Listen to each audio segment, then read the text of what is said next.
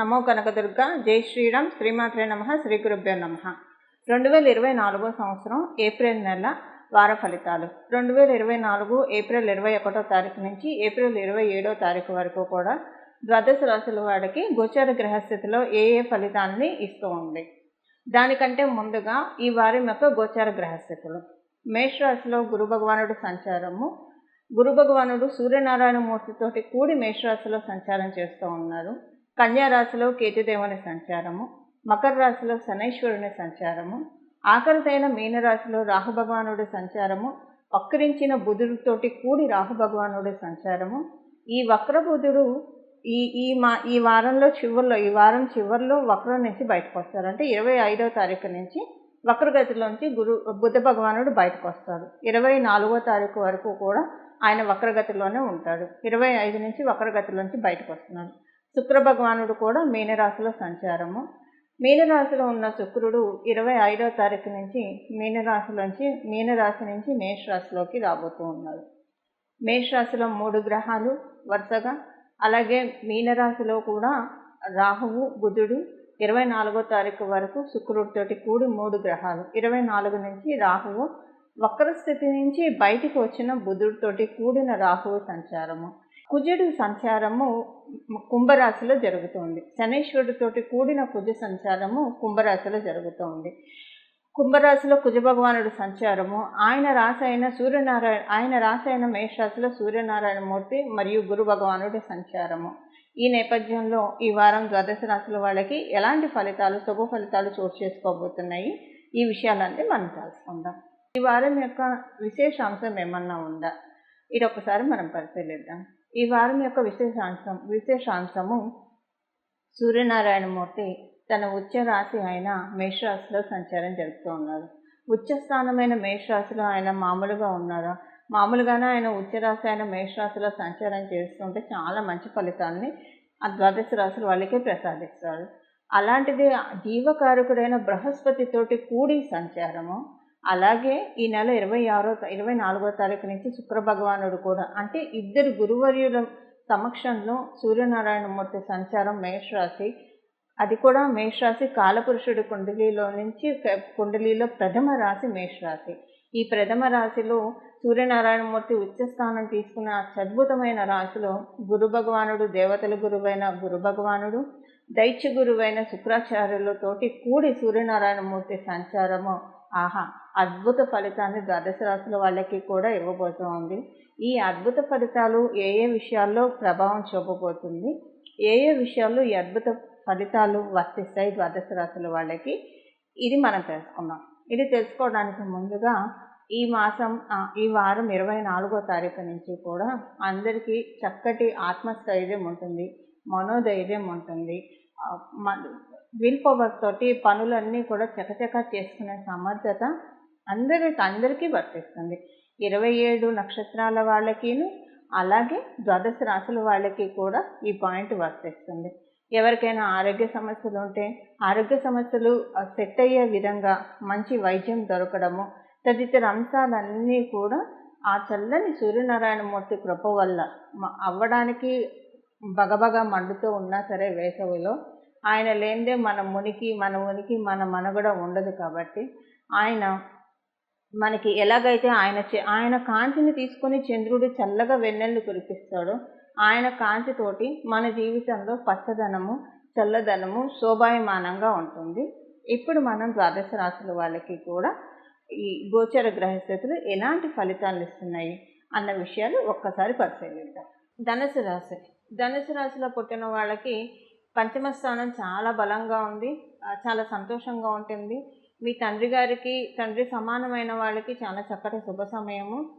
మీ పై అధికారులతోటి మీకు చక్కటి సంబంధ బాంధవ్యాలు ఉంటాయి. మంచి గుర్తింపు, మంచి రాణింపు, గౌరవం ఉంటుంది. మీరు గవర్నమెంట్ ఉద్యోగం కోసం ప్రయత్నిస్తుంటే చాలా మంచి అనుకూలమైన సమయము. గవర్నమెంట్ ఉద్యోగస్తులందరికీ కూడా ఈ వారం చాలా బాగా ఉంది. మనసు ప్రశాంతంగా ఉంటుంది ఈ వారము. ఆత్మవిశ్వాసం చాలా బాగా ఉంటుంది, ఆత్మస్థైర్యం చాలా బాగా ఉంటుంది. పెండింగ్ పనులు అంటే మీ పై అధికారులు కావచ్చు, లేదా మీరు చేసే ఏ ప్రాజెక్ట్ అయినా సరే, మీరు ఉద్యోగస్తులైనా వ్యాపారస్తులైనా సరే, అది ఒకళ్ళ ఆమోద ముద్ర అంటే మీకంటే వాళ్ళు ఒక లెవెల్ ఎక్కువ ఉన్నట్లే కదా. ఇలా ఏమన్నా మీకు పనులు పెండింగ్లో ఉంటే అవన్నీ ఈ వారం సానుకూలం అవుతాయి. అలాగే ఒకవేళ అలా కాకపోయినా, పనులు పెండింగ్లో లేకపోయినా, మీకంటే ఒక మెట్టు ఎక్కువగా ఉన్న వాళ్ళ వల్ల మీకు లబ్ధి ఈ వారం చాలా బాగా ఉంటుంది. మానసికంగా ప్రశాంతంగా ఉంటుంది మీకు. మీరు కూడా ప్రశాంతంగా ఉండడానికి ప్రయత్నిస్తారు. చక్కటి నిర్ణయాలు తీసుకుంటారు ఈ వారము. ఈ వారం మీ నిర్ణయాలు మీరు తీసుకునే నిర్ణయాలన్నీ కూడా మంచి నిర్ణయాలే అవుతాయి. మంచి నిర్ణయాలు అవుతాయని అంత రూఢీగా చెప్పడానికి కారణము, మీకు సూర్యనారాయణమూర్తి ఆశీస్సులు, గురు భగవానుడి ఆశీస్సులు, తర్వాత శుక్ర భగవానుడి ఆశీస్సులు ఈ వారాంతంలో రావడం వల్ల, సహజ పంచమాధిపతి మన ఆలోచనలకి ఆలోచనల కారకుడు కాకపోయినా మన నిర్ణయాలకి సహజ పంచమాధిపత్యం సింహరాశి, మేషరాశి నుంచి సహజ పంచమాధిపత్యం రావడం వల్ల, ఆయన మీకు ఇప్పుడు మీ రాశి నుంచి పంచమ స్థానంలో ఉండడం వల్ల మీరు తీసుకునే నిర్ణయాలు దేవతల చేత ఆశీర్వదించబడిన నిర్ణయాలు అవుతాయి. అందువల్ల చాలా చక్కటి నిర్ణయాలు తీసుకుంటారు ఈ వారము. మీరు తీసుకునే నిర్ణయాలన్నీ కూడా చాలా బాగా వెళ్తాయి. అంటే మీ ప్రోగ్రెషన్కి సంబంధించిన నిర్ణయాలన్నీ కూడా చాలా చక్కగా వెళ్తాయి. అయితే ఇక్కడ శనీశ్వరుడు కూడా తృతీయ దృష్టితో మీ పంచమ స్థానాన్ని చూస్తూ ఉన్నాడు కాబట్టి, మీరు తీసుకునే నిర్ణయాల వల్ల ఎవరైనా, అంటే మీ ఇంట్లో వాళ్ళకి ఇష్టం లేకుండా తీసుకున్నారా అది కూడా మీరు చూసుకోవాలి. లేదా బయట మీ అసోసియేట్స్లో ఎవరికైనా ఇబ్బంది కలుగుతుందా, వాళ్ళకి ఇష్టం లేదా మీరు నిర్ణయం తీసుకోవడం, అది కూడా ఒక చెక్ చేసుకోవాలి.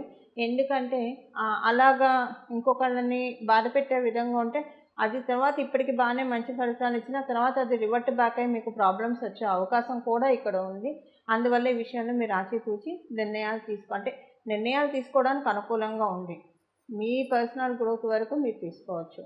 సో ఒకసారి సెకండ్ ఒపీనియన్ కూడా తీసుకొని, అందరూ ఆమోద ముద్ర తీసుకొని నిర్ణయాలు తీసుకోవడం వల్ల, ఎందుకంటే ఇక్కడ శనైశ్వరుడు దృష్టి పడింది కాబట్టి మీ ఆలోచన స్థానం మీద, లేకపోతే చాలా చక్కగా నిర్ణయాలు తీసుకోవచ్చు. బట్ మంచి థాట్స్ అయితే డెఫినెట్గా జనరేట్ అవుతాయి దేవతల ఆశీస్సుల వల్ల. ఇవి ఈ వారం యొక్క గోచర గ్రహస్థితుల ఫలితాలు ధనుసు రాశిలో పుట్టిన వాళ్ళకి.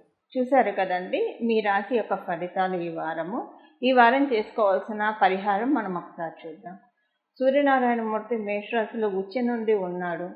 కుదిరితే కనుక, అంటే మీకు టైం సహకరిస్తే రాత్రిపూట కొంచెం పెందలాడే పడుకోగలిగే అవకాశం ఉన్నవాళ్ళు ఉదయాన్నే సూర్యోదయ పూర్వమే స్నానం చేసి సూర్యనారాయణమూర్తికి అర్ఘ్య ప్రదానం చేస్తే చాలా మంచిది.